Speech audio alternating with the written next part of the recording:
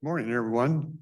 Welcome to the Tuesday public meeting of the BOCC. We'll start with the flag salute. If you rise.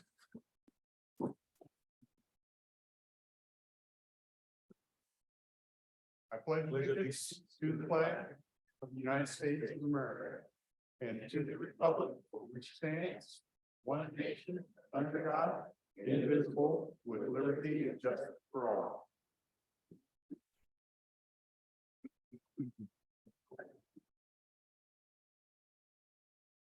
I would ask Commissioner Mortensen to review the minutes. For us, please. Good morning, everyone. As usual, I reviewed the minutes of the activities last week and I move to approve those minutes. Any questions on the minutes? I'm satisfied with them too. Okay. I would call for the vote. All in favor? Aye. Aye. Also vote aye. Passes. I'm just. Okay. Go through the consent agenda. We do have Board of Health scheduled at 10 o'clock today. As we get through business of the public meeting, if that wraps up before 10, we'll certainly open for public comments if we have that time. If this meeting runs, then we'll have to get through Board of Health and then open it up, but we will do our best to make sure we get all public comments. Consent agenda, we have a call for hearing coming up October 17th at 9:30 a.m. This is updates to the building code ordinance. Those that comes down to us from the state of Washington, and our Department of Building and Planning will be going over what those changes are. So that hearing will be once again October 17th at 9:30 in this building. So, Mr. Chairman, yesterday we heard a report from our building official that the state Building Code Council has postponed the effectiveness of the restrictions that are added until next spring, I think. March date, I think the clerk of the board has the date. So Tracy's on. there she is. I am wanna on. clarify Good morning, that? gentlemen. Uh-huh. The effective date is now March 15th, and so I would request that we set the board adoption or to have it placed on a hearing for March 5th. If that works for the board.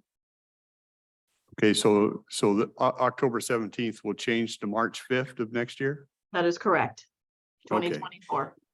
Okay, And Tracy, I know we mentioned it yesterday, but these are the changes the state is making that basically prohibits the purchase of natural gas utilities for homes.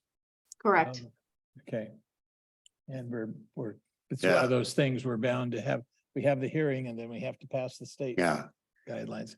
this is, and you've heard me talk about it. This is one of my favorites. You got a group that decides building codes for the whole state of Washington, no matter how your county sets up. And as our staff puts it, we don't have to adopt it, but we have to enforce it. So anyway, so now you have much advance notice. Yeah. Thanks, Tracy.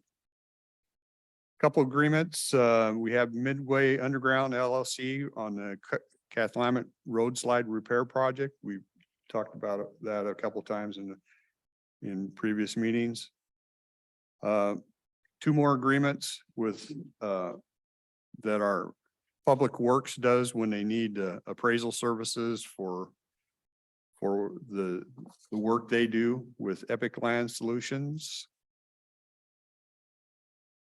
And then we have a couple letters, a letter to Joe Belcher, congratulating him on his retirement, over 35 years of service to the county. Letter from Federal Energy Regulation Commission regarding Penstock inspection report, which is due December 31st, 2024 on the SWIFT #2 hydroelectric project. And then a monthly update, August 2023 from Scott Bailey on, it's a regional economist, Washington Employment Security Department regarding Southwest Washington labor markets. And then we have vouchers in the amount of $3,971,496 54. So any other questions on the consent agenda? How do we want to handle? How do you want to handle the first one? Since we won't have a hearing till March. Right, the motion will be made that the change in the consent agenda will show the March date. Okay, So I move that we amend the consent agenda item number 1 to change the date from October 17th to March 5, March 5th. Thank you. 2024. Yeah. And that's just to amend the. Yeah. And then the chair. Okay. Yeah. So we have a motion to amend the public hearing. Any questions, concerns on that? I see none. I call for the vote. Those in favor Aye. Aye. also vote aye. Okay, then I would entertain a motion on the amended consent agenda. Mr. Chairman, I move that we approve the consent agenda as presented by staff with the addition or the amendment to item number 1. Okay, we have a motion. Any comments on the consent agenda? Not seeing any. I would call for a vote. Those in favor Aye. Aye. also vote aye. Thank you. Okay, we'll get into motion items. Looks like Public Works. We have one.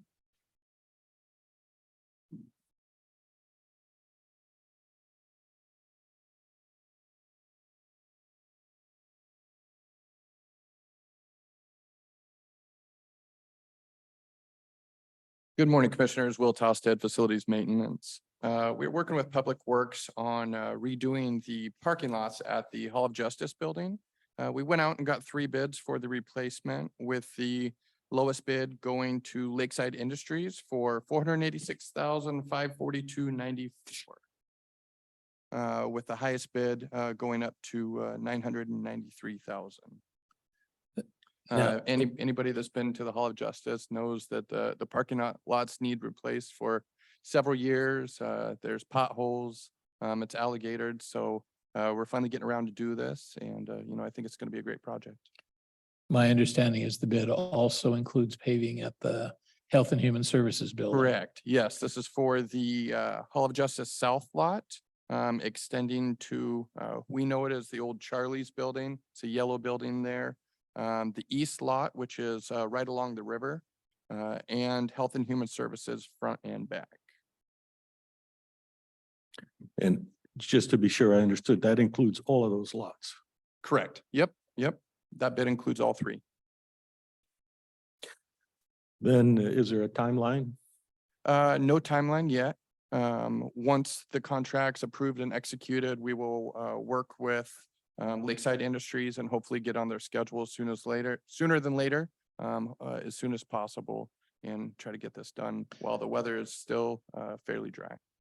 So I noticed staff has been working on the trees that are along Third Avenue that have gotten kind of overgrown, and they've trimmed those down. Yeah, But they've also removed the trees in the south parking lot. correct. Are there plans to replace the trees, or is that going to be just landscaped? No plans yet to replace those. We did a arborist inventory as part of this, kind of aesthetic beautification, trying to make everything look better. And those trees were at the end of life. The arborist said they recommended removal, and that's what we did. So for clarification, when you say there are no plans, does that mean that the plan is not to put trees in there? I don't know yet. No plans that I know of for replacements. So it's still left open. No decision has been made. Correct. Thank you. To coin a phrase we use often. The question? Okay. Any questions?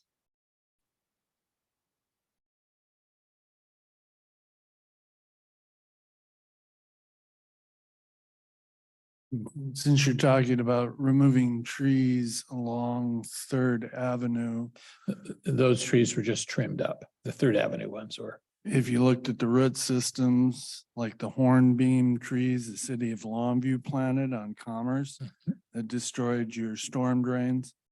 I believe you were on the council at that time. Whoever picked those trees, it cost a fortune for Longview to take those trees out. The county should consider taking those trees along Third Avenue on the south lot of the Hall of Justice out too, to avoid further problems. Or you're gonna be coming back here and expending in excess of another $200,000. Speaking of, as a graduate of the School of Forestry at Oregon State University, I'd highly recommend it. And in the same time, at the intersection, I believe it's Washington and Third that borders the fairgrounds. Continue on taking out those fir trees, which have caused a pain in the south end of any government official ever since the fairgrounds was built. Take those out too. Because you've already taken some of them out next to the old county road department area. Take the rest of them out while you're there, so you don't have to come back and do another contract and another bid.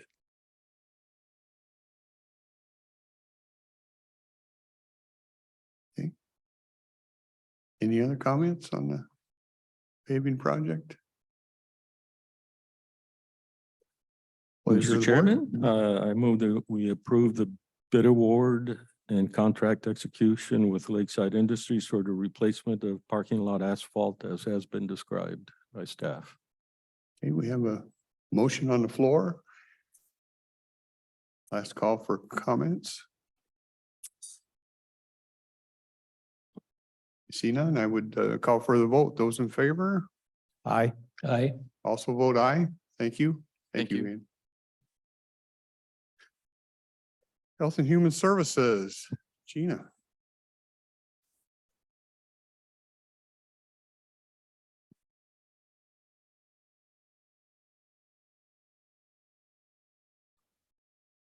Hey, good morning. Gina James, Health and Human Services. The item we have on the agenda today is we have 3 items. The first is a grant agreement with the Washington State Department of Commerce. This is a 2-year grant from Commerce. We also have on the agenda 2 pass-through contracts, one with Lower Columbia CAP and one with Community. the Community Mediation Center. This grant is a combination of state funds and local document recording fees that when we collect those local document recording fees locally, the ones that are designated for housing and homeless services, the county gets to retain a portion and another portion goes up to the state. Part of what's in this contract is some of those document recording fees coming back to us in the form of this grant. One of the new pieces this year was the eviction prevention funding that's included in this grant. A couple years back, the state legislature passed an additional $100 document recording fee designated for housing and homelessness. The legislature decided that fee was to go towards eviction prevention. So we're now seeing some of that funding come back. So that's included in this grant as well. With this particular grant, the state gives counties the first right of refusal. If counties choose not to engage with this grant, then the state will issue an RFP in our community and find a local provider that they will contract with. When we discussed this grant application back in the spring with the board approved submitting the application. So we're now seeing the contract or application was approved and now we have the contract. We did issue an RFP late spring of last year. We had 4 respondents to that RFP and 2 of them we have contracts with in front of you today. You'll notice if you do the math, there's still some funding that's unallocated and I'd still like to continue exploring some additional partnerships there. We also use some of this funding to pay for our staff time that goes towards things like the point in time count, staffing the homeless housing task force, work on our local plan. We can bill some of those activities towards this grant instead of our local document recording fees. So we do that with this funding as well.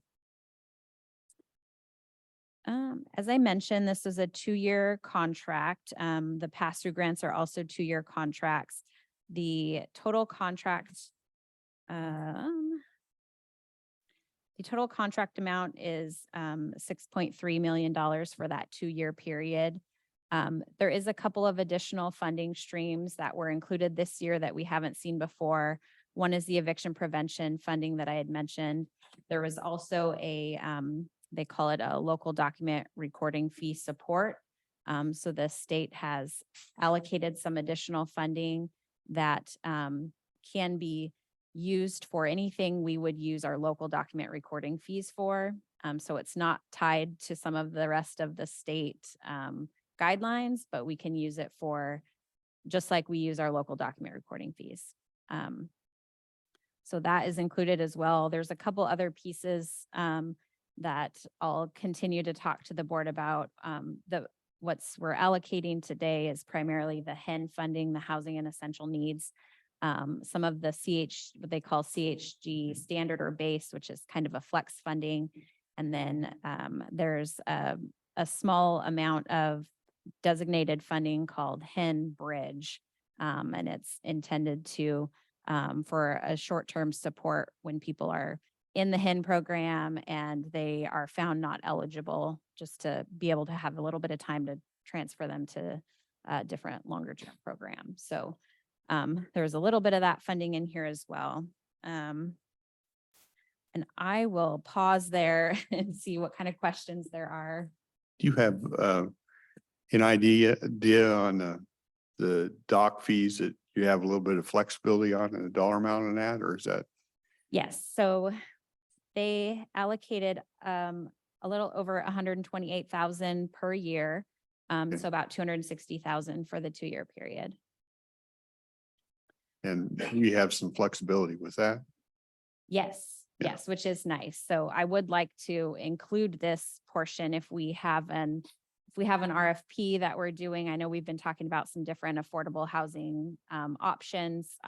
We can include this portion in that, for example. So Yeah, gives us a little bit. yeah.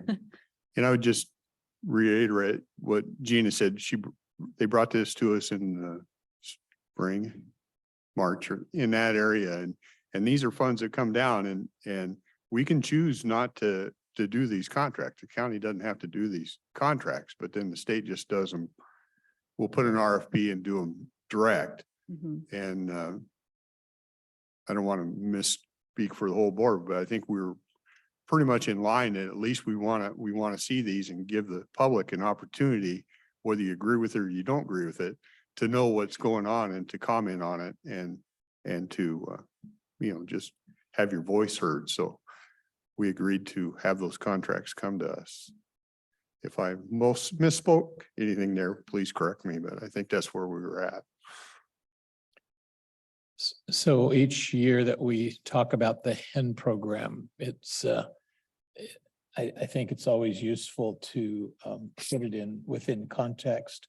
Years and years ago, very low income people were actually given money by the state to exist on, and walking around money is sometimes called.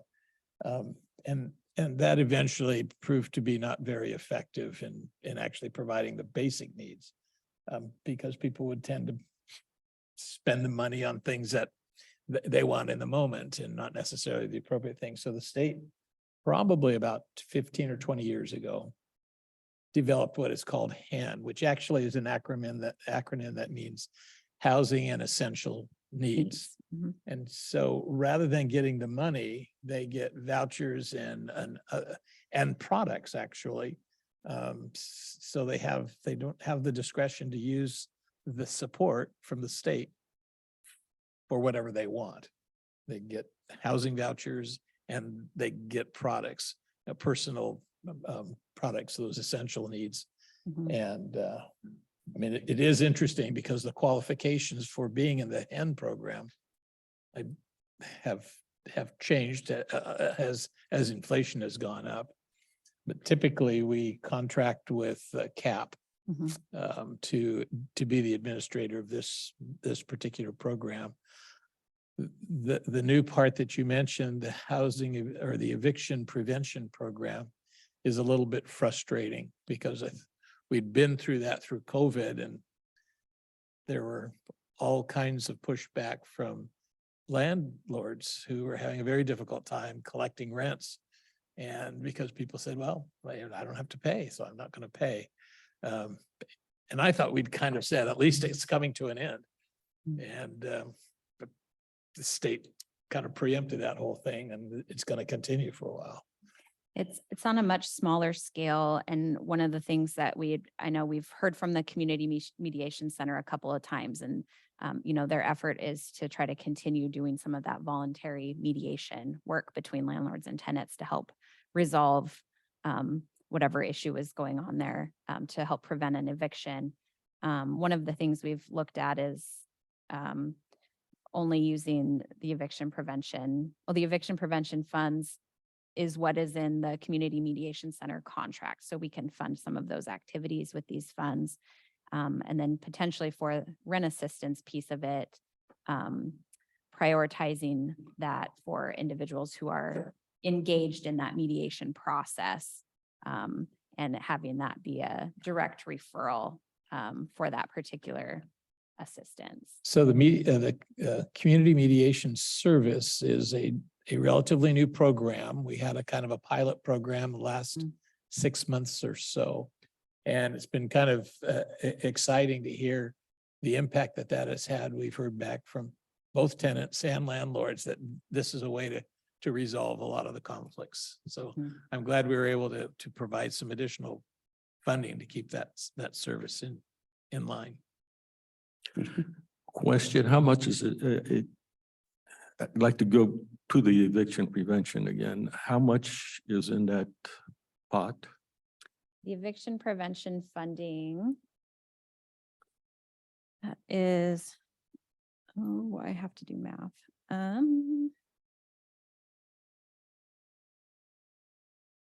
About 2 million for the 2-year period. For the whole 2 years. And that compares with, I think we had about 6 million before during COVID for eviction prevention, right? But The that was largest, over several years. yeah, the largest, we saw a couple different programs. The largest one was about 9.4 million. So out of that pot of money, what things can be, for what things can it be used? I think you mentioned the mediation center. Right, that falls under the state, calls that operations. So that's what is going towards the mediation center is a portion of the operations funds and a small amount of admin. It's 10 or 15% admin. And then the only other thing it can be used for is rent. So rent assistance. So we have a small amount of that rent assistance in the contract with CAP. And what we've talked to both about is working together to have a referral process for working with the individuals who are going through the mediation process. Is that the contract we will see in the next item that you're Correct. addressing? And is the rule still that we have to go through CAP for administering rent assistance? No. We did do an RFP and we got 4 responses to that RFP. CAP and the Community Mediation Center were 2 of those. There were 2 other responses, one from Community House and one from Kai Rivers Recovery Cafe.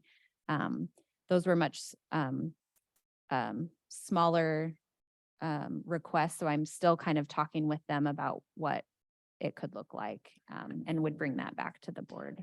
And what I think we saw maybe yesterday, we're considering 127,000 or so for the mediation center. Let me double check. Yeah. 127,840. Correct. Yes. And that's the one after the CAP motion. the one after the cap portion. Okay. And that's for, well, we'll talk about it at that time then. So we'll be working through this for a while, trying to figure out how best to use the money. Yes, yes, there is some history, as Commissioner Weber had mentioned. And there's also some new funding in it this year that we haven't seen before. So what we're allocating today is Yeah. primarily the historic funding plus some of the eviction prevention. There is a portion of the eviction prevention that's not allocated that we can still kind of work through and figure that piece out, as well as the other local document recording fee support that I had mentioned.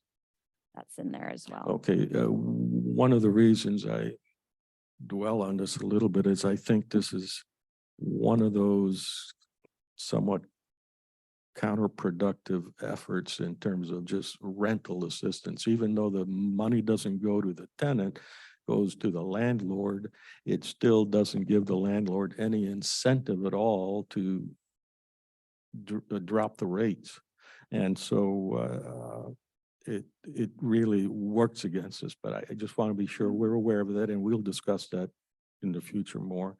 And then the total amount of 6 million or so, how was that amount determined?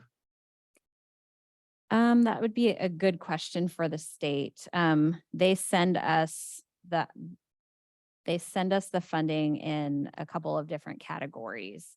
And some of it is determined on a formula basis. The HIN portion, for example, they look at our population, the number of individuals in poverty, that type of thing, and have a formula basis for the allocation. The eviction prevention funding, as I mentioned, is part of that document recording fee that's collected, and we send to the state and they're returning it back.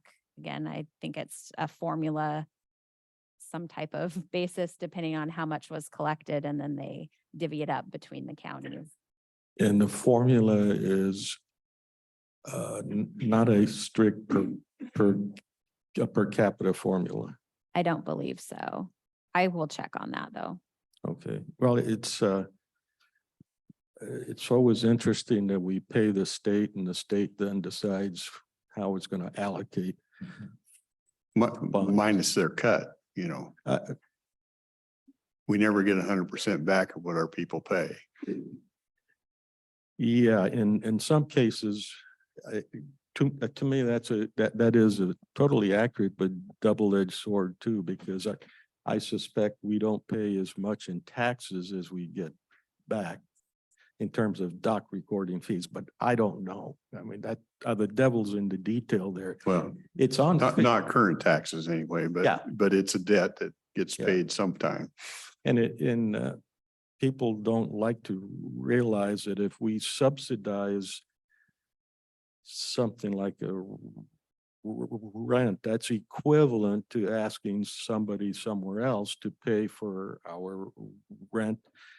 And that reminds me, this would include utilities also? Yes. Not, it's a little bit different, I believe, than what we saw with the Okay. previous programs.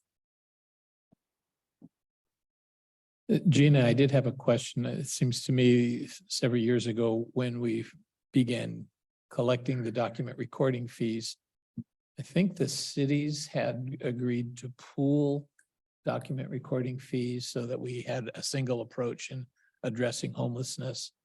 In the last year or so, I seem to remember the city of Longview saying they're taking theirs back. Are they getting access to these same kind of programs with the money that's refunded to the city? Or do they not qualify for that? No, I don't believe so. I think this is, I'm comes to sorry, you counties. don't believe so what? I'm sorry, I lost the context. I don't believe that the city gets an allocation similar to this from the state where they're saying, you know, hey, here's this much set aside for your city. Do you want to engage with this or not? I don't think that that happens. Not that I'm aware of. I think this consolidated homeless grant is primarily. It's a offered different to set of counties. $100 documented fees. That's the question, yeah. Yeah, I think so. Yeah, that is. So an we'll be getting interesting- less in document recording fees just because they're taking out a substantial amount of that local Correct, share. correct. Plus the It is market, a bit confusing. plus the market. Just a little bit. And the market. Yeah, yeah. Yeah, although I tend to be a little pickish when you say substantial, it's certainly maybe you could take a moment and describe how the normal document recording fees are allocated, are assigned to the government entities. Oh, sure. So the document recording fees, there are several document recording fees, but there are some of them are designated for housing and homeless services. So when they're collected here locally, in statute is a split for how much the counties retain and how much the counties have to send back up to send up to the state. It actually just changed in July. It used to be 3 separate statutes, 3 separate document recording fees, actually a 4th if you count the $100 fee. And the legislature combined it into one statute. So it's now outlined in one statute instead of 3 or 4. The document recording fees designated for housing and homeless services, I think it's $183 plus the 100. So it's basically split now and a percentage. So there's 15% that we keep that we can only use for certain things. There's another 75% that we keep that we can use for things that are on our local 5-year plan. So it's all split out in the one RCW now. So I was looking also for the general allocation within the pool. That is to say, if all doc recording fees came from events that were only in the county and none in Longview, Longview would get no Oh, funding.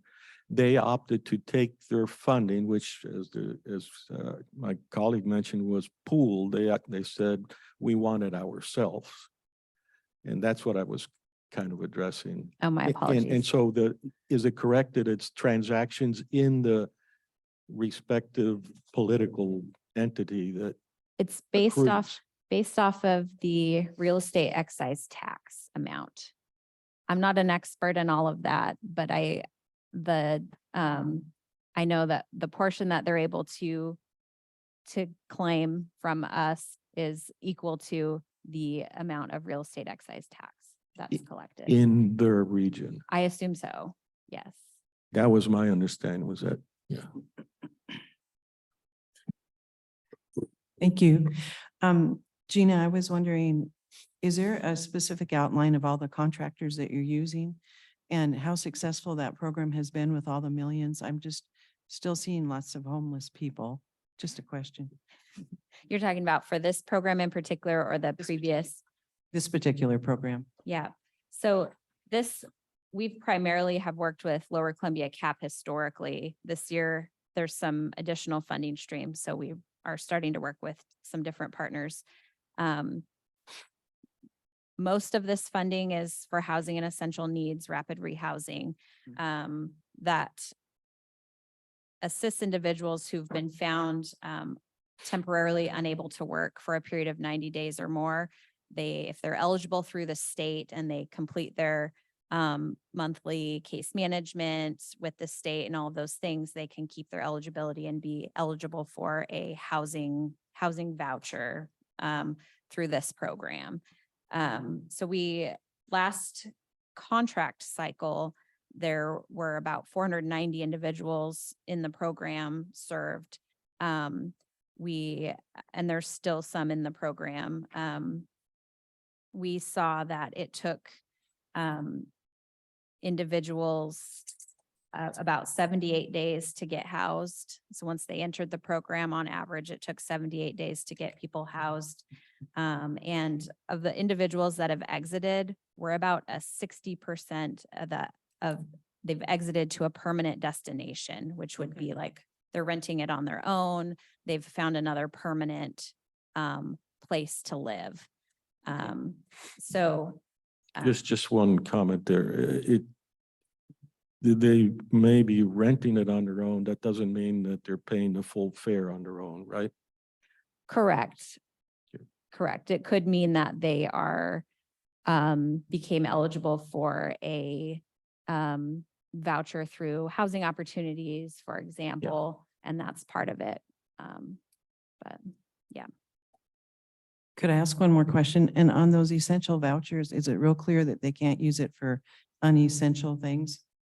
Is there a way to monitor that? so the rent piece goes directly to the landlord. So it's not exchanged through the tenant. There's the essential needs piece that Commissioner Weber mentioned. It's actually, CAP used to keep a stockpile of all these essential need items, and I think it got a little chaotic having the stockpile of laundry detergent and things like that, shampoo.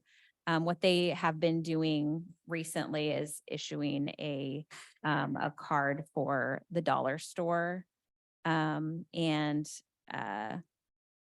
one of the few places that doesn't sell alcohol and tobacco and those types of things. And Okay, so good. that's one of the reasons why that's where it is. And I'm sorry, I have one more question. What is the infection prevention program?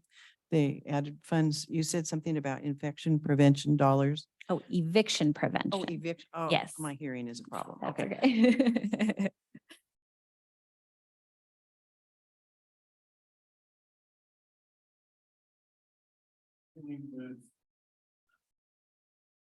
Dealing with recording fees, as you recall, I went through this with you back last spring when I found out the exorbitant amount just to file one document. I believe it was $400 for like a deed, according to what's on the auditor's reader board. Now, I just contributed to this fund Friday. I needed 7 pages from the assessor. She charged me $1 a page, and I assume it went to this document recording fees. Now I hear there's it's almost like a split, like the mob is skimming like they did in Las Vegas. Now, can't you people skim from the state? Or will that cause Mr. Ferguson to come down here again? Question. I'm not sure I understood the context. Well, listening to this split over here, and we're not sure, at least in my mind, where the money goes according to the RCW. And you mentioned that Longview took theirs. And from what I heard, they can't do that now from the same pool. Is that correct? I'm a little bit confused, Steve. You said you only were charged $7? A page. I had 7 pages. Yeah, so. I thought $7. technology was supposed to reduce that, like it used to be 5 cents. So when I- Jeannie, you said that the document recording fees are about 300 or almost $400. 400.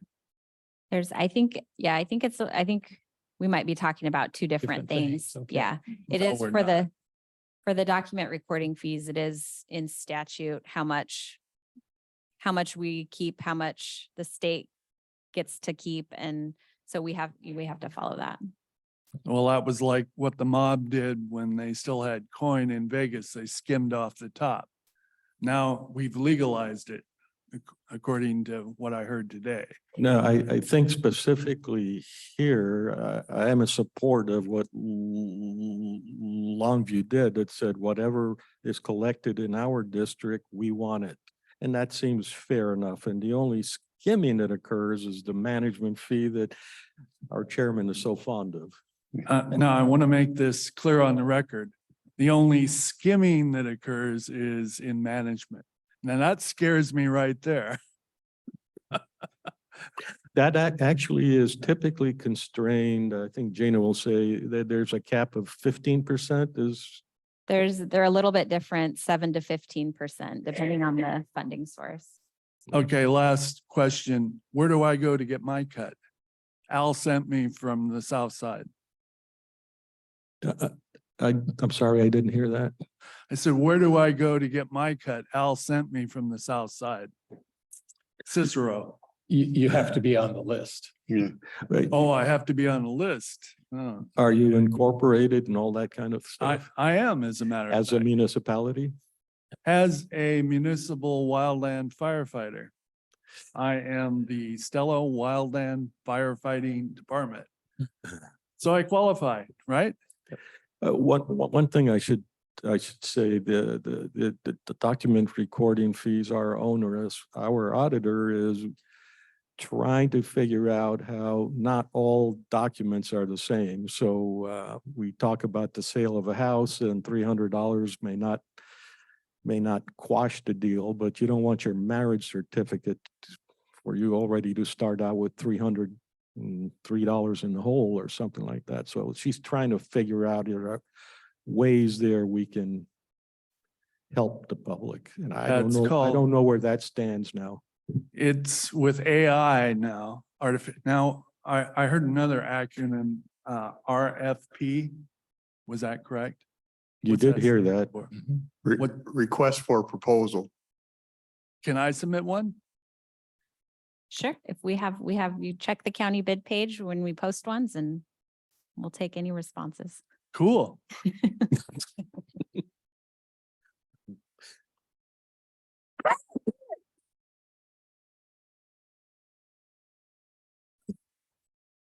Accountability, responsibility, reporting, and unintended consequences.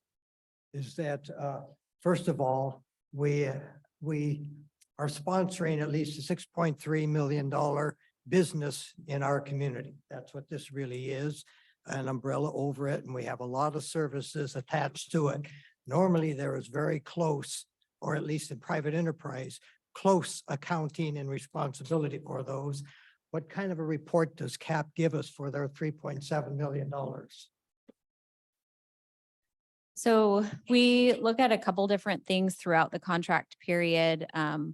We have a homeless management information system where CAP is entering data in as people. Really results oriented, not all of the input, but what is the benefit to the community in actual saving or something that they do for that? Sure. So one of the things the homeless management information system does for us is it lets us look at that data at the end. So that's where, when I mentioned earlier, the amount of time it took someone to get into housing and the percents to permanent destinations, we're able to pull that data at any time to look at that.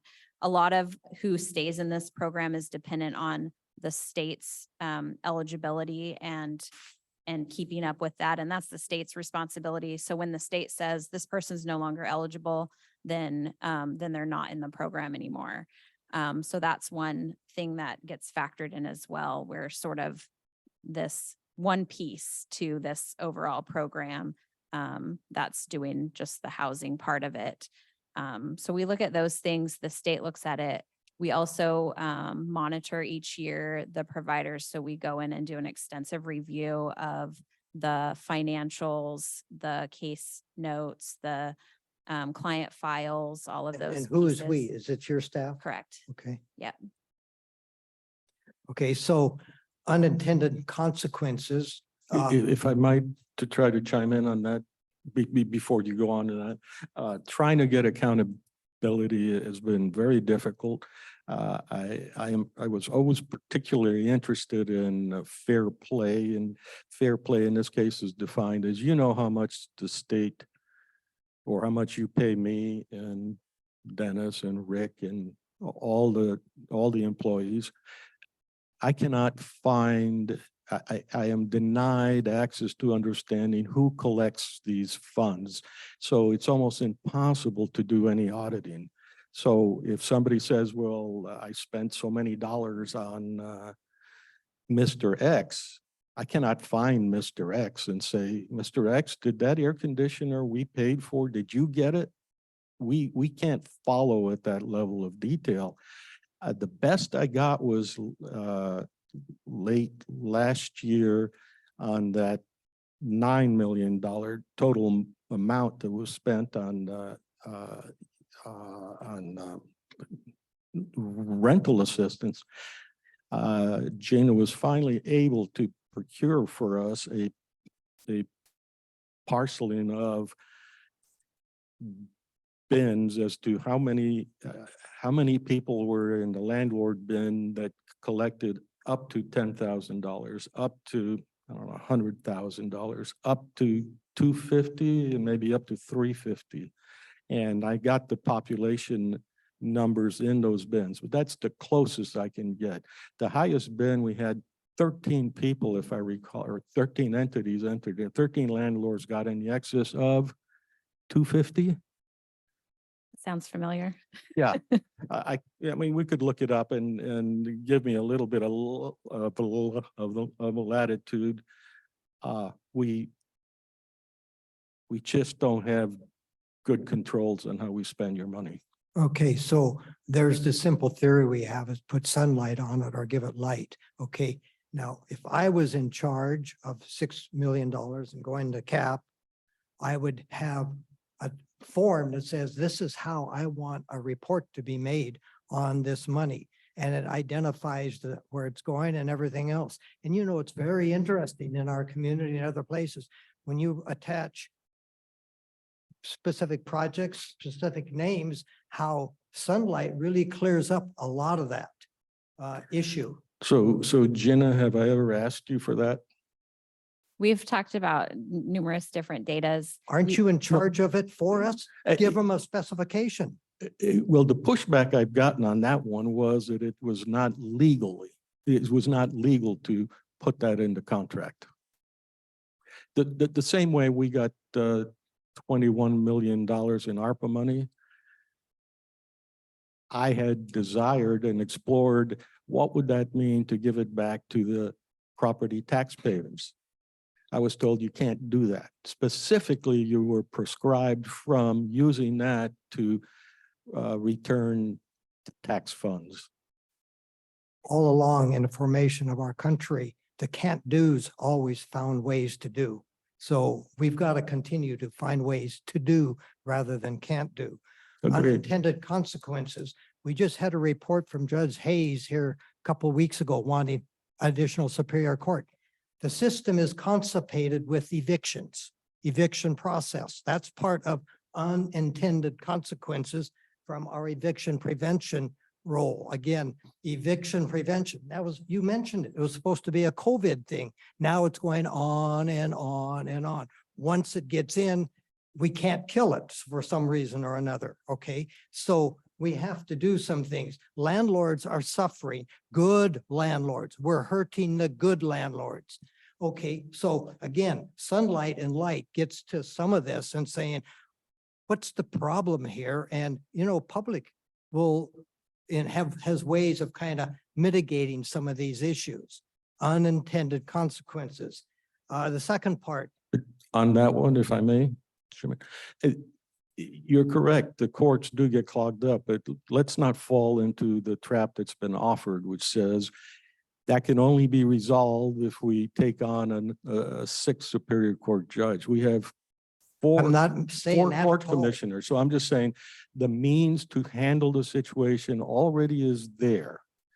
So with the red herrings that you've seen and the nasty grams I've received over denying a sixth Superior Court judge is irrelevant. I just don't want that to be misunderstood. Don't get misunderstood. We supported you in not Yeah, engaging that sixth judge because it wasn't a solution. The problem hasn't been resolved. agreed. So anyway, and so mitigation, we talk about mitigation. I have landlords that have mitigated and there's no accountability because a tenant tells them to go fly a kite. Still in there, still getting court services from us. Bad tenants have wrecked the system for the good tenants, but we can't handle the bad tenants. Okay, and then an example of CAP and permanent housing. 2-year contracts that CAP is signing with people, putting them into apartments, paying for the deposit, paying for a high portion of the rent, securing the landlord saying, we will cover any damages and the messes that they make. 2-year contracts, the rate they're paying is probably 150% of what would be the market rate. So we have a real industry going here that needs some sunlight. And I'll just clarify too, that the 2-year contract with CAP that's just our contract with CAP. They're not entering in 2-year agreements with landlords. Those happen on an individual basis that may be month to month or maybe a 1-year lease, but it's not necessarily connected to the this assistance. On the discussion about the eviction prevention funding, I guess I'm wondering how that works. The contracts, whether it's through CAP or whatever, we're basically paying the rent directly to the landlord. Is it the full rent? Whatever their rent is, they automatically get the full payment. The previous programs operated that way, yes, with It was not full necessarily, it was partial also, right?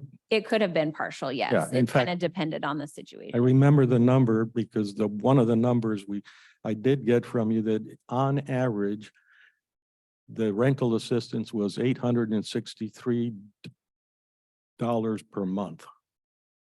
Correct. So I believe you mentioned that in order to qualify, a person for 90+ days unable to work then goes into the system to be able to get the rent paid because it's a temporary situation. Correct. So it's a state program through DSHS. So that's where the eligibility is determined for the HEN program. So they have to be incapacitated from gainful employment for a period of 90 days or more. And that happens through different assessments and talking with the person's primary care doctor and that type of thing. The state does all of that piece and makes that determination. And then through their case management meetings, work with them on what's your next step. Are you recovering and will be able to get back into the workforce? Or is this a long-term disability that will prevent you from working for a longer period of time? And so they're going through that process. And while that process is happening, the housing assistance may be an option to help keep people housed or get people housed. Okay, so in this case, that's a disability situation we're talking about. Is there an end date to that or is that determined by the doctor? It's determined by DSHS in collaboration with the doctor. So they're getting some type of rent relief through that program, as well as, are they still collecting unemployment, et cetera? I'm not sure. I can't speak to that. Okay. One other question is for, I believe you referenced for the mediation program, I missed the amount, administration fees. What's the administration fees basically for CAP? For this, out of this 6 million, or excuse me, out of the 3,000,007. Yeah, so the funding streams have a different allowable administration fee. So the eviction prevention one is a little bit higher. I think that one is 10 or 15%, but the HEN funding is 7%. So that one's a little bit lower. Okay. And I will add, we never bill the full admin. It's budgeted that way to the maximum allowable admin. And we never end up billing the full admin. Building it for CAP or building it for the county? What are you referencing? Both. So there's an allowable amount, but we typically come in under what is allowed. It's based on actual costs. So it's not just a blanket amount that gets transferred. It's based on actual costs. So the actual cost ends up coming in under what is allowable. Is there a deadline on how long the eviction prevention funding can go on for an individual?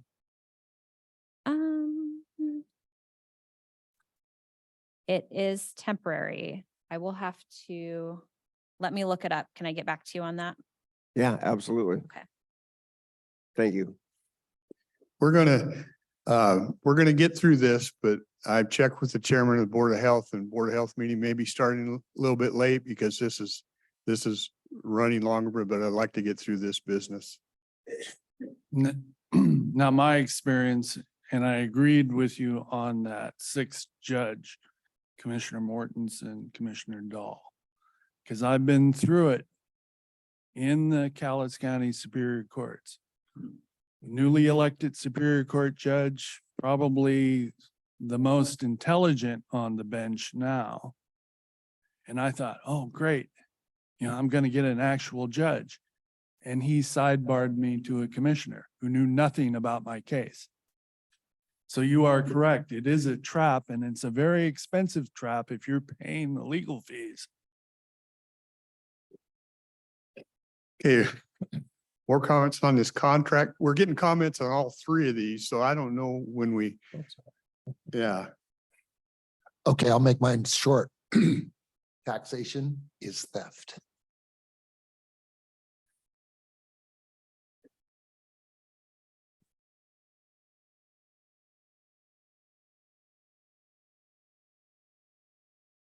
Hi, Gina. I just have one short question. And it kind of follows Ron's questions as well. We have the benefits going to the landlord for the tenant. However, some tenants are a whole lot better than others. Do we have any monitors to find out, or can the tenant or the landowner call you and say, okay, this tenant is abusive, and have him evicted at that point in time, or do they have to wait months? Because that would really hurt the landowner. Yeah, so part of this program allows CAP to do case management and stay in contact with the landlord and help to teach the tenant to be a good tenant. Okay, Example. thank you. So making sure they have those interactions, the landlord can call and say, hey, I'm having this trouble with this tenant. Can you help? And they will step in and try to help. Okay, so let's say that this tenant is quite abusive to his situation, and he's does terrible things to his place, and you can withhold money at that point in time, and then they can evict immediately. Is that going to take months? No, a landlord, this assistance, doesn't prevent a landlord at all from moving forward with eviction if there's grounds. And to how do long does that take? It's same process. This assistance doesn't, delay that process. So I know it is a long process. Okay, well, that's where I think where Ron was saying that it almost pays you not to be a landlord. I'm sorry.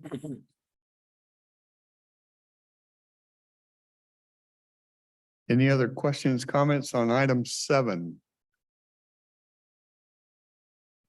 We've kind of chatted all three. I don't know what the pleasure of the board is, but we'd entertain a motion for at least item 7.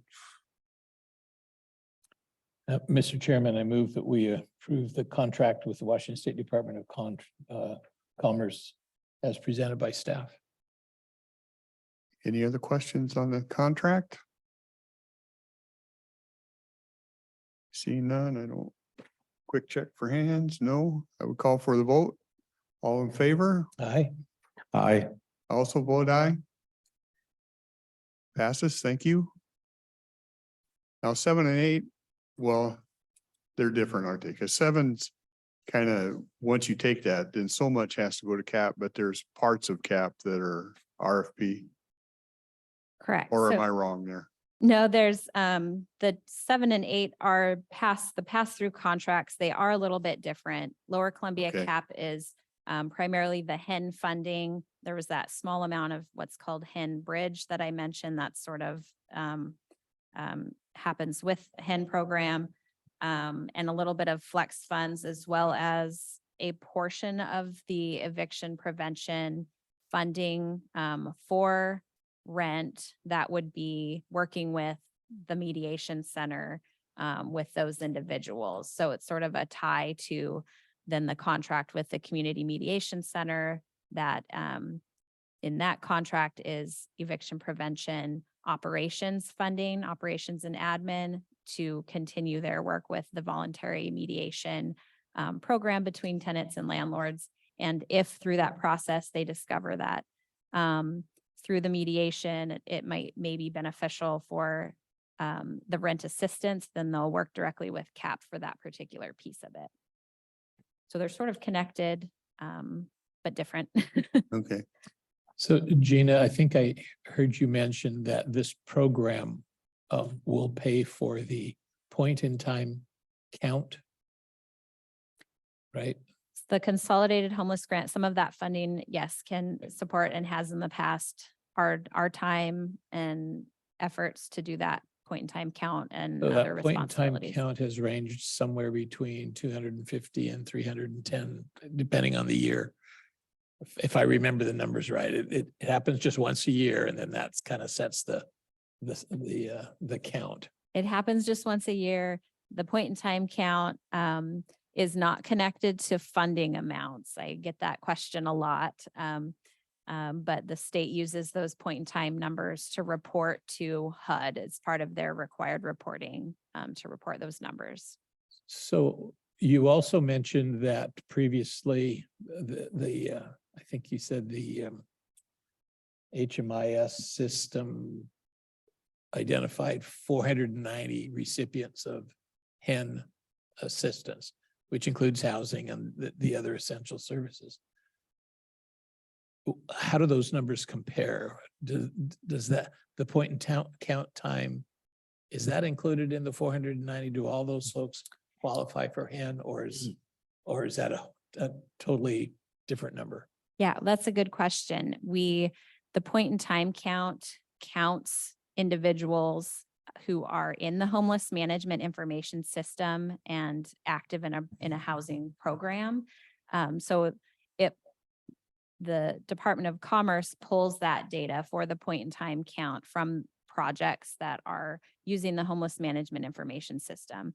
So if the individual were in that project, they would be counted as part of that. And now I have to think really hard about what projects it pulls from, because if the project's considered permanent housing, then they are only counted if they are still looking for housing. So Community House on Broadway, they serve around 600 people a year, So typically on emergency their annual shelter, comments. yeah, Are they counted in the point in time? yes. So Okay. they use HMIS, and all of the individuals in the emergency shelter are counted on that particular day. So it doesn't look at over time. It doesn't look at the number of people over the course of a year. It only looks at one day, that point in time of how many people are staying in the shelter. And then I would then assume that those in the Hope Village pallet homes, they're counted in the point in time, because those are not permanent homes either. Correct. They are counted in the point in time count. They're actually counted as unsheltered individuals in our point in time count. Then the other effort on that day is to find out all the others who are living somewhere in the community. We don't necessarily know. Long Police is trying to keep them moving and keep them from congregating as best they can, at least off of the publicly owned properties. But that's a interesting. So I keep coming back to the 490 in terms of the data we need to know if we're making any headway in resolving homelessness, unless the program is not designed to end homelessness. And that's an important, I mean, we'd like it to, because we're spending a lot of money. I think if you divide the 6.3 among 490, it's $14,000 a year of assistance of one kind or another. The numbers never seem to go down. Is that because our society has very expensive housing and people can't afford the housing? Until you solve that, we can't eliminate homelessness? Or is it a problem of untreated disabilities or mental illness that keep people unable to maintain housing? Yeah, I mean, that's a really good question and discussion. I steer away from using the terms eliminate or end homelessness. And, we used to use that term in our local plan and we shifted away from that because I don't think we will end homelessness. I think we will always see individuals entering into homelessness in our community. And we're not the only, resource in the community. There's a lot of partners that are, trying to help in this situation. So, I can't look at this contract and say we're using this to end homelessness because it's one piece of a much larger puzzle in our community.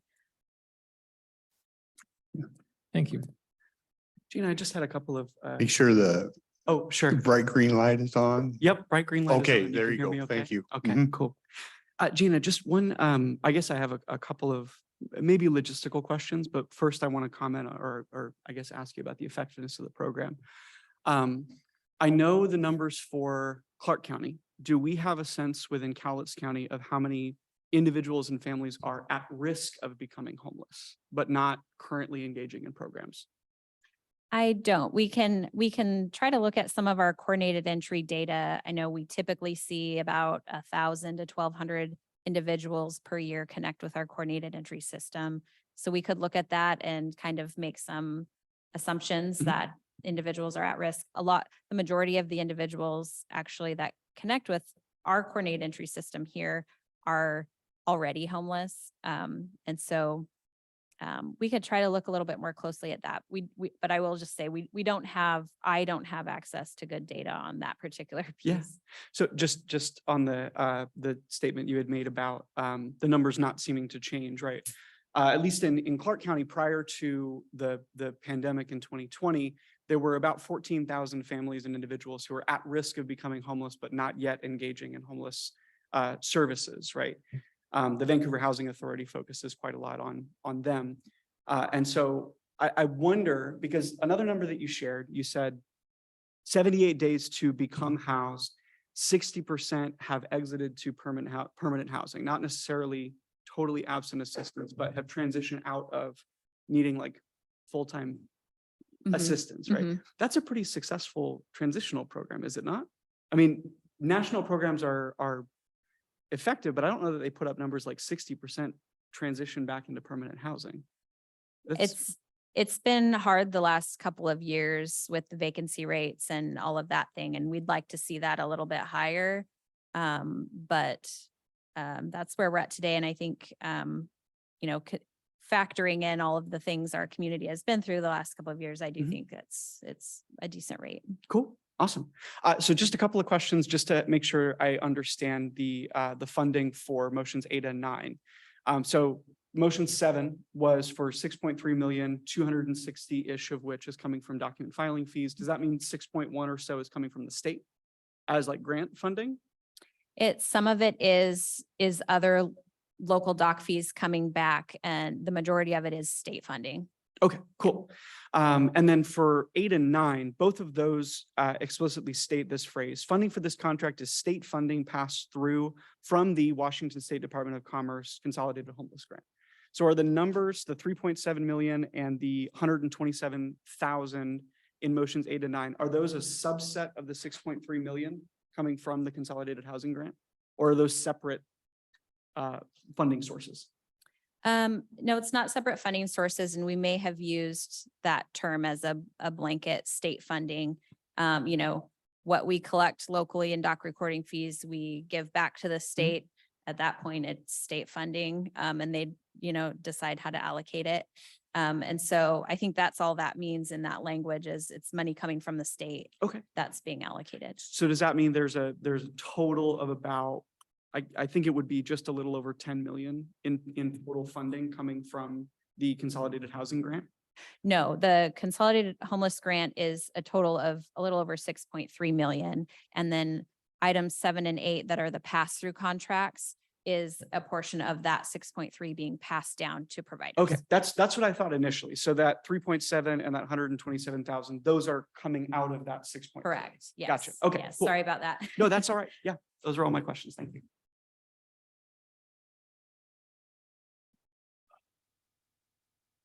answer your question, Commissioner Weber. You were wondering, is it a matter of cost of housing? Well, let me tell you, 40 years ago, I worked at District 2 with EMT. And he got on at Seattle 40 years ago. He made lieutenant. And when he was just a rookie firefighter, he couldn't afford to live in the city limits of Seattle 40 years ago. He retired as a lieutenant, and now he can't afford to live in the Puget Sound, period. So it is a big factor. And there's screwy things happening here in Cowlitz County with people selling houses and the realtors. They're having a bidding war between people. Now, I don't know if that's illegal, but it's happening because I attended a funeral of a fellow firefighter and I was listening to her children describe they were in a bidding war and they lost the bid. So they're on the edge, as your personnel just pointed out, of becoming homeless. Gina, I have one last little question on. You said about 60% of the folks in transition off. Did I understand that correctly? Of those who exited, 60% exited into what's considered a permanent housing Right, destination. Right. And that, I would imagine that would be a success measure, those who transition into permanent housing. And that's right around 300 people, which is close to our point in time count. So there's some measure of success that we can look at from that aspect. As you know, and it is difficult because if the disability is preventing you from earning a wage, does that disability go away? Sometimes it does, sometimes it doesn't. So I mean, it's difficult to say how long do you wait until they get that transition, if they ever transition. Yeah. Very complicated. If I could make any caution on that, yeah, there's a fundamental problem with disabled individuals. Let me ignore that for a moment. We typically call success or call things successful, but we don't really have a complete picture of defining what success is. Like, we should take into account recidivism. Have they become fully employed? Are they still collecting subsidies and all that? And I don't know how to do that definition, but I certainly don't want people to think just because I went through temporary housing and moved out, that doesn't mean it's costing the taxpayers any fewer dollars. Yeah. One thing we also look at is who's exited that we see come back into the system. And we only have the homeless management information system to utilize for that. And so it's not perfect. But we'd look at that piece as well. I think we saw just under 10% that came back from this particular program, which is pretty typical. And I think you mentioned something pretty critical that we've noticed as long as I've been studying the issue. Right around 1,000, 1,100 people lose their homes for one reason or another each year. A lot of them get their problems resolved and they get back into permanent housing. But yeah, if you look at the folks who provide services to the homeless, you read their annual reports, and there's about a half a dozen of them, can add up because they all tell you, here's how many unduplicated clients we've helped. And it's right around that 1,000 every year. But it's very dynamic. It's not all the same people. You know, it's very, very fluid, which again makes it difficult to track and to measure. Anyway. If through this program, CAP signs a agreement for 2 years to get somebody into a house for 2 years, is that considered permanent? Do they get counted as permanent in that 60%? If someone, so it doesn't necessarily work exactly like that. So our contract with CAP is for 2 years, but the individuals in the program, they're not necessarily signing a lease for 2 years. It's individual. And so it could be if they help to get someone into a unit, it could be that they're on a month-to-month lease. It could be that they're on a 1-year lease. It just depends on that arrangement between the landlord and the tenant. Well, what I want to know is at what point when that person gets moved into an apartment, whether it's a month to month or an annual lease, at what point is it suddenly that person is counted as successfully moved into permanent housing? Because if he's in there for 2 months and all of a sudden he's back on for assistance, it wasn't permanent, not in my mind. Right. And right. So that kind of comes into play when we look at the exits from the program. So people don't necessarily exit when they become housed. If they're continued to be eligible through the state, they'll stay on the program, and CAP will work with them to make sure they're good tenants. If they need to be engaging in different types of services or looking for employment or ways to earn income, CAP can help them with that. When they do exit, whenever that point is, and it could be for a number of reasons. It could be because they've stabilized and they don't need assistance anymore, and they exit and they continue to rent the unit on their own. That's the best possible outcome. And that would be considered an exit to permanent housing. It could be that they, their disability is going to be long-term and they are able to get on with a longer-term support and they transition to that. That would also be considered an exit to a permanent destination. So it really just depends on the situation, and it's not the same for everybody, and they exit the program at different times for a lot of different reasons.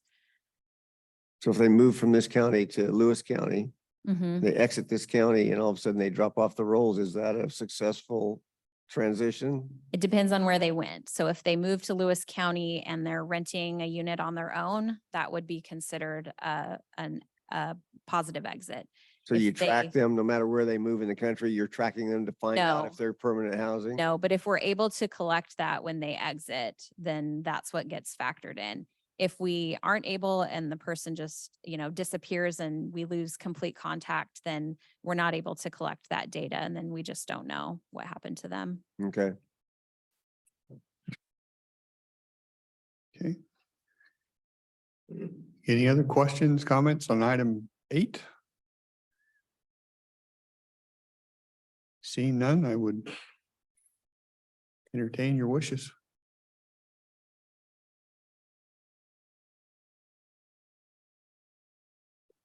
Mr. Chairman, I move that we approve the contract with Lower Columbia CAP to assist people who are homeless to obtain and maintain housing stability, Okay, as has been discussed and will be discussed, I guess. yeah, thank you. We have a motion. Not seeing anybody approach, no hands. I would call for a vote. Those in favor? Aye. Aye. I also vote aye, but I also strongly, and I feel like I know Gina well enough that she'll continue to ask for information, but I think the accountability is huge. And the three of us continue to push for that, and I know her department does too. Okay, thank you for that. On 9, Mediation Center. So item 9 with the Community Mediation Center is the second pass-through contract. It is a 2-year contract for a little over $127,000, and this funding it's for operations with a small amount of admin to support their work to continue with the voluntary mediation process. Where a tenant and a landlord may be having a dispute, and they can voluntarily enter into this project to help mediate what's going on between the landlord and the tenant and go through this process. I know we've heard from them a couple different times about their program and what they're doing. So this is allowable with the eviction prevention funding to assist with that program. Mr. Chairman, I move that we approve the contract with the Community Mediation Center as outlined by staff. Okay, we have a motion on the floor. Mr. Questions, Chairman? comments? Yeah.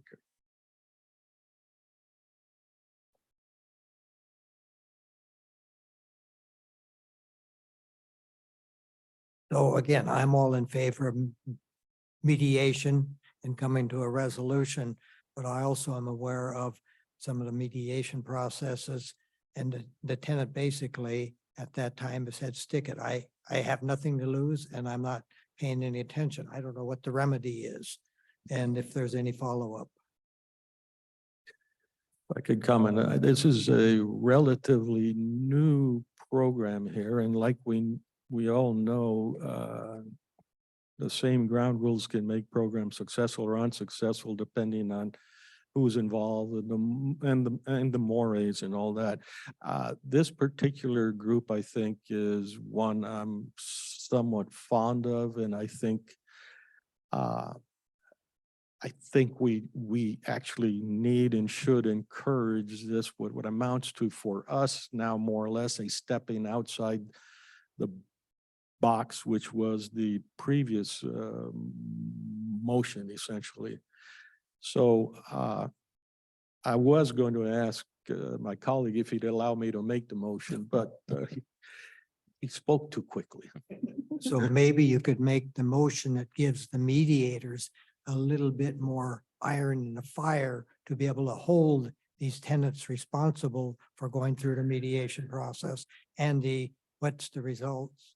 Yeah, I think I totally agree with you, but I think most people have been following this for a while, know that we've been trying to get that kind of accountability going, and it just is slow slogging. Yeah. Any other questions, comments on that? Seeing none, I don't see any hands. I would call for a vote. Those in favor, Aye. Aye. also vote aye. Dina, thank you for your time. Thank you. Appreciate it. Unless there's objections from my colleagues, I will recess this meeting for the Board of Health, and then we will pick up again when the Board of Health meeting convenes. 5 minutes. Yes. So it'll take us about 5 minutes to get Board of Health set up, and I promise everybody, we'll get the public comments. We'll get there. It's just a little bit longer today. So we'll get Board of Health set up and proceed with that. Okay.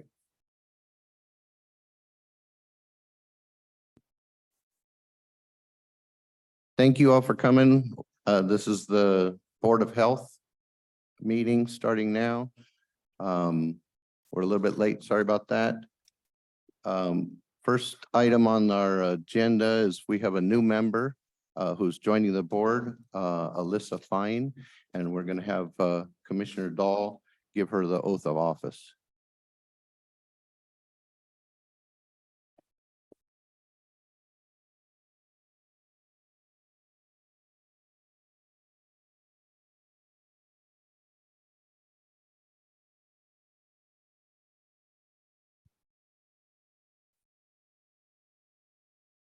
I need my glasses. You're young enough. You don't. So I would just say, raise your right hand and repeat after me. I, Alyssa Fine, I, Alyssa Fine, do solemnly affirm that I will support the Constitution of the United States do solemnly affirm that I will support the Constitution of the United States and the Constitution and laws of the state of Washington, and the constitutions and laws of the state of Washington, and that I will faithfully and